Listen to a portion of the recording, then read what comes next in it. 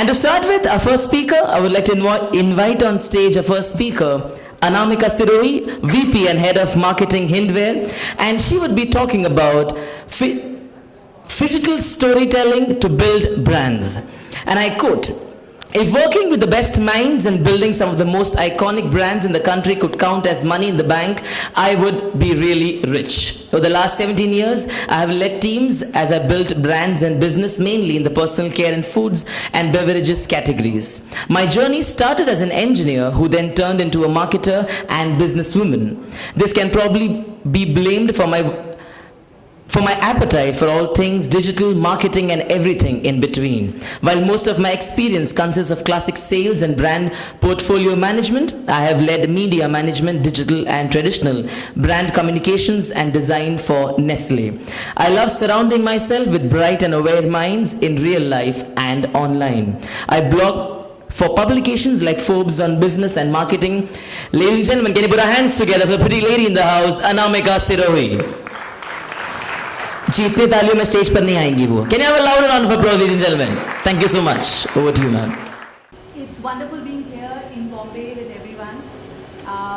And the fact that this is Bombay inspired me to start on a slightly filmy note. Will you all do a role play with me today? Can you hear me first of all? No? It's on. Yes. Better? All right. I'd like you all to step into a role right now. Just imagine for a minute that you are in a Bollywood film. All of you. All of you are playing the role of a cop, right? And you have two people who you need to interrogate. The first guy has told you basically the same story every single time. One or two facts change, but the story stays the same. Whereas the other guy changes his story every time you meet him. With time and pressure, the story the facts change, new facts come up. Who are you going to trust? The first guy, absolutely. I think that's what is in common with brands. You know, great brands have two facts which stay consistent. First of all, they all have a great story to tell. And secondly, the story stays broadly consistent across various touch points. It doesn't, the basics, the core of the story does not change, right? And while consistency has always been a plus point, we always say great brands should be consistent, it's all the more critical today, in today's day and age. Why? Because in this digital age, the lines between physical and digital are blurred. So what you see online, what you see in a store, what you experience when you call up a call center, all of that together create the story. And which is why I'm saying to tell stories today, it can't just be digital storytelling or physical. The two have to merge together because consumers are leading lives which combine both the physical and the digital. So with that, therefore, I'm going to tell you some stuff about how brands could tell their stories in this new phygital world which we face. So this is the central dynamic which faces every marketer today. Consumers love to do their research online. They like to compare prices, but they still want to go to a store, typically when it's a high involvement product, and they want to touch and feel the product before they buy it, right? And they want the same experience which is seamless online, on a website, when they call somebody, and when they demonstrated the product in a store. Most brands have not found it possible right now to stitch a story which stays consistent. But there are some brands which kind of see this and are already thinking ahead. Around this time last year, I was in New York, and the great buzz around that time among everyone was this new bookstore which Amazon had opened. Imagine Amazon, this huge online retailer, everyone buys books online. Why did they need to open a store? And so I also went in along with a lot of curious people, but it's incredible the attention to detail they had put in. So when you walk in, it's almost like you're on Amazon online. So there are printed comments, ratings, reviews, everything you expect on the site is reflected in the store as well. But these guys are already thinking ahead in terms of what the physical experience is going to be and how the narrative has to be the same across touch points.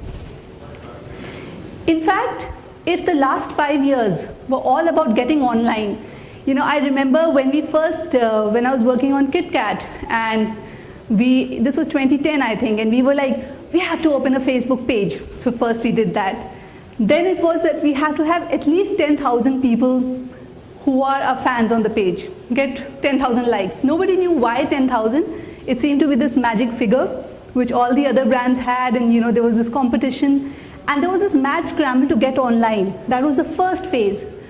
But I think the next phase is now going to be, how do you use online to influence consumer behavior offline? And that's where things are going to get more interesting. Let's demonstrate this. Let's stitch a story together to illustrate how this could look and how this already is looking for consumers today. Let's imagine a person with you in the conference room today, somebody who's traveled to attend this conference. Let's call him Mr. X. He came to this hotel and he went to the loo and he saw a shower which was amazing.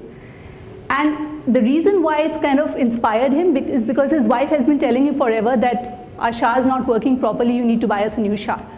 And he walks in and once he goes back to his house, it's kind of triggered something in his brain. He's like, okay, that shower I saw was good. And sure enough, his wife is like, what happened to the shower? And he shows her a picture of the shower he saw here at the hotel. And she likes it too. She's like, oh, none of my friends have it. Let's go ahead and buy it. But she doesn't want to go along to 5 different stores, check 5 different kind of showers and waste the whole day, because time pressured people, right? So guy has a better idea. He goes to the phone. He searches various sites and apps. And not only do they zero down on showers, they also look at some faucets, which are interesting. And now comes the big question. Should you order online? Or should you go to a store close by and check out what you've already shortlisted? Now, what happens next will depend on the category. In an impulse category like a coffee, of course, none of this would happen. But a high involvement category, there is a very high probability. In this category, for sure, they would want to go to a store and check out the product. And which is why then the next step logically is that they would look for faucet stores near me or shower stores near me, right? And that's a trend which is captured. I mean, if you look at the graph there, Mary Meeker in her report mentioned that near me searches or local searches have shot up 900 times. So it's a new behavior which consumers around the world who are digitally enabled are exhibiting. They like to look for restaurants near me, schools near me, whatever. Near me, local searches is a big trend. Sure enough, they do that. They find a store, they go there, and they're helped by this nice person at the showroom who helps them make the right choice. They install the shower, and it's a happy ending because the lady then shares a picture of her bathroom. By the way, interesting fact, bathroom selfie is probably the biggest trending hashtag in the category. There is a trend nowadays of people wanting to click pictures of themselves in front of the mirror in their bathrooms and sharing it online. So it's a very real story to that extent. But what's interesting about this story is that it could only have happened now, not even 2 years back. It's a point in time where the story comes true, and I'll tell you why. I'm sure this is data which you're already familiar with, but it's still pretty staggering if you look at it. If you see how internet penetration has increased in India, it's gone up big time. It's almost like an explosion which is happening.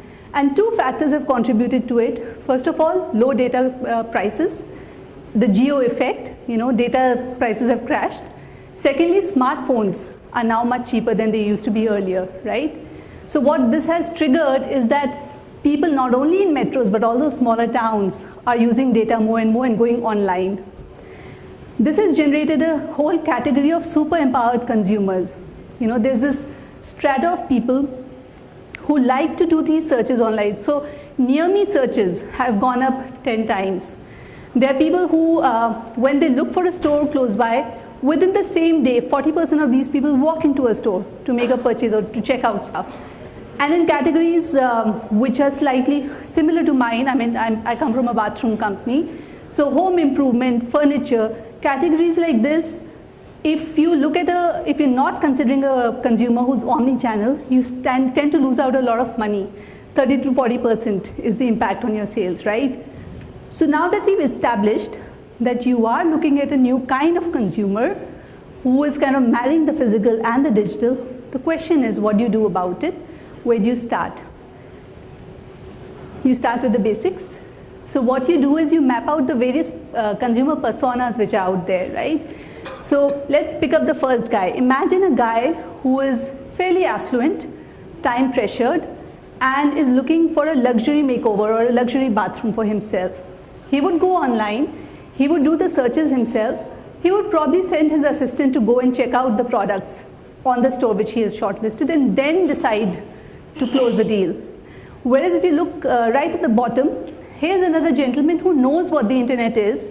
He uses it occasionally, but he's very value driven. So he will first go to a store, right? He'll check out a store near me, go to the store, check out stuff, go back, compare prices online again, and then go in and buy stuff, right? So it's different for different people, and these personas need to be captured for your particular category.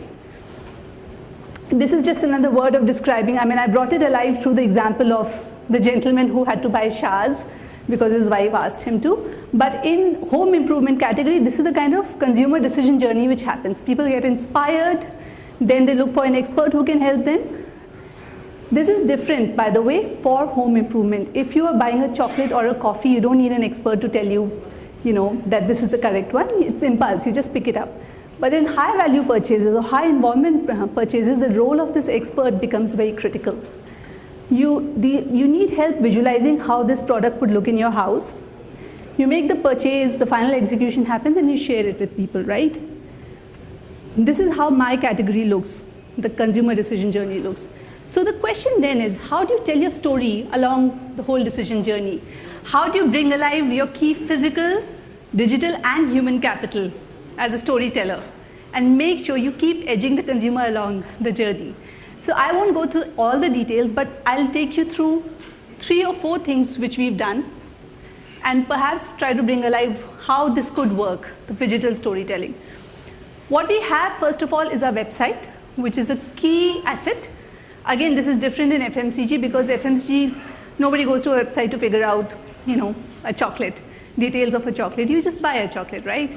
But in this category, it's critical because our website, for example, has 3,500 people coming on every single day to check out products. So it's become super critical to have a well-maintained, detailed website which has all your products listed there. The next is visualization. And we have something called the DreamPath app. I'll just show you a video of what that does, because it suddenly takes power to the consumer's hand and helps him or her visualize it. It's got enough. Have a look at the video, and then we'll talk. The new Hindware DreamPath app. Now sit in the comfort of your home and see how any Hindware product will look in your bathroom, even before you buy it. No trial and error, no hassles. Just one smart way to buy Hindware. But you still want this ad to be entertaining.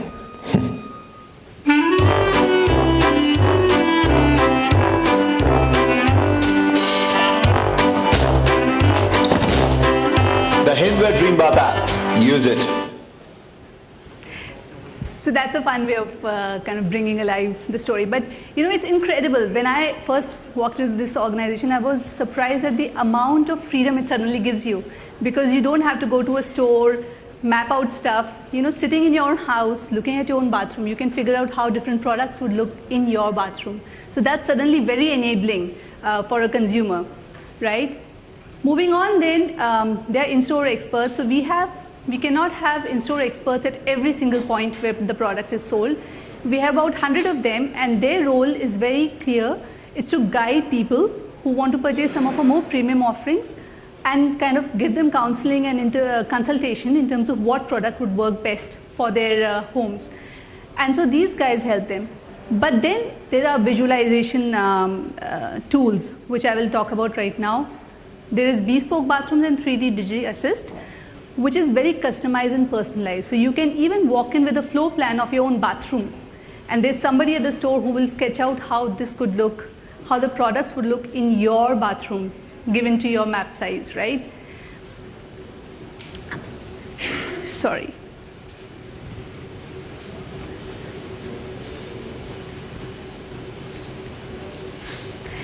These are images from our experience center. There are about 6 of these. Now these are the super premium places where we really want to bring alive the entire range of the product. So a consumer can walk in, they can get inspiration, they can see various themes of bathrooms, they can see suites, and they can actually walk around with a tablet and choose products and see how they would look in their own bathroom. This is the kind of place it is. I'll just show you an AV so that it's clearer how the actual experience is inside the store itself.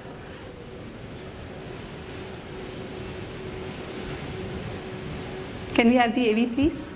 La Casa, home of the finest bathware.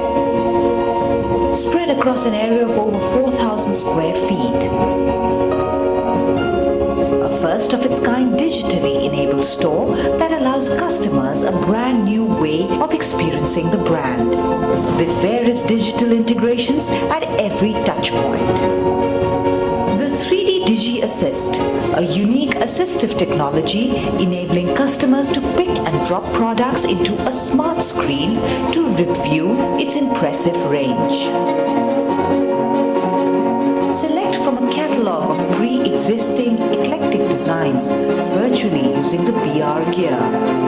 This immersive technology allows customers to get a 360-degree perspective on all the designs available. Committed to customer satisfaction, Hindware's bespoke bathroom software allows customers to personalize and design their perfect bathing units before purchasing it. With over 100 themes to choose from, offering features such as live display of showers and faucets, display of coordinated bathroom suites, creative guide wall as per varied trends, new launches set up in distinct ambience, music, fragrance, lighting and mood, interactive and innovative designs from the best designers. La Casa store provides a real-time experience of the offerings by various brands. La Casa, a one-stop shop for architects, interior designers, business buyers as well as homeowners.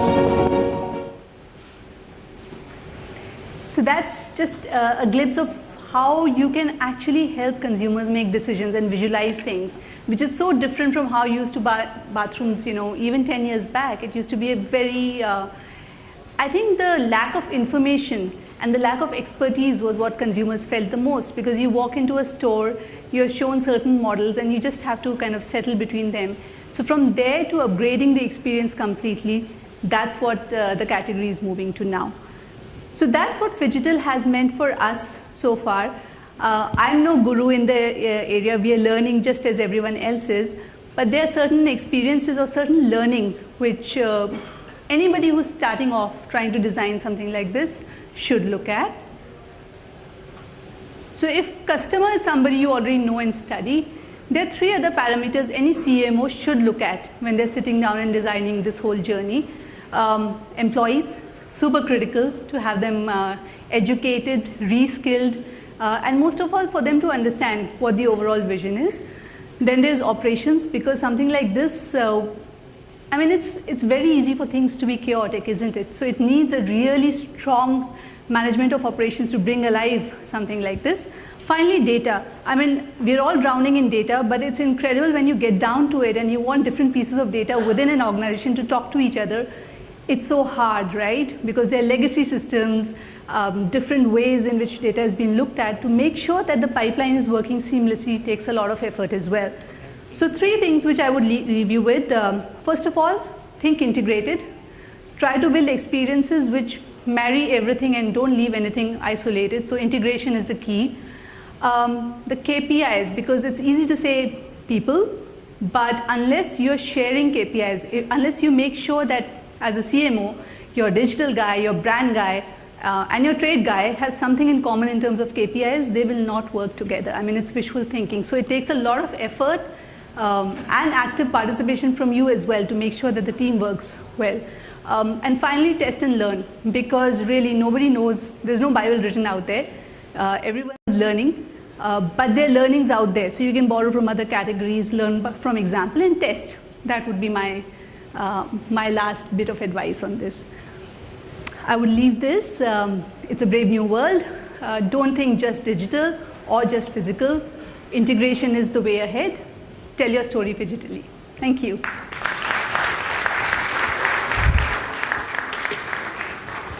Well, anybody wants to ask me questions, please raise your hand. It's all been very clear. All clear, yes. Either two things, everything went bouncer or everything was all clear. So we believe the latter half. Ladies and gentlemen, can you put our hands together for Ms. ANAMIKA Sirohi.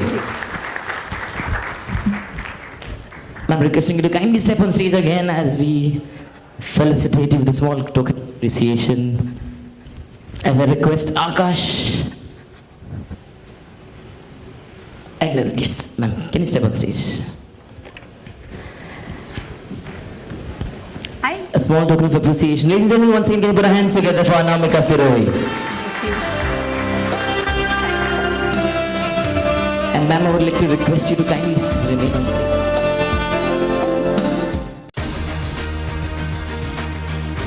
Seventh ACEF Asian Leadership Forum and Awards.